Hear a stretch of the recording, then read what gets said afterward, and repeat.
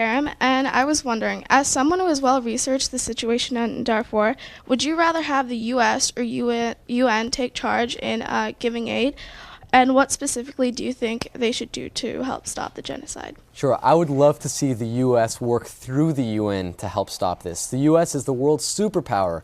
We give the most money to the UN. We've got the most logistical resources to help a UN peacekeeping force. So I want to see the U.S. get its cargo planes and ship Bangladeshis, Pakistanis, Indians, Rwandans, any other country using our cargo planes, which many other countries don't have, and give them maps and walkie-talkies and tanks that we have to help them do their job.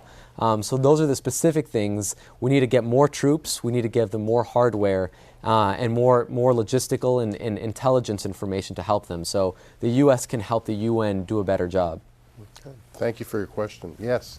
Hi, I'm Danielle Berger, and I was wondering, how does the conflict in Darfur directly affect us as an American student? Great question. I would say three main ways. One is moral. I think that us as Americans, we have principles. Whether you're Jewish or not, or have no religion, there's the golden rule of treating other people how you want to be treated. In Judaism, we have, or even the Christians, Leviticus saying, "Thou will not stand by the blood of thy neighbor," or you save a man, you save the world. So these principles, I think, regardless of religion, of helping someone else out is part of our moral foundation as American students and otherwise. Another key part is security.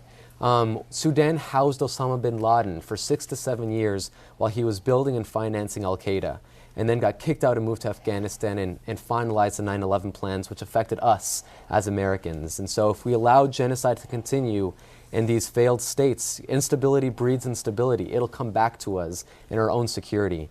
And the other one is economic. The more time it takes, the more expensive it's going to be to help send humanitarian aid and to support the African Union. That comes out of our tax dollars. We could have saved a lot more money if we had intervened earlier, even prevented what was happening. So I would say those are the three ways why students or non-students should care about what's happening in Darfur. All right.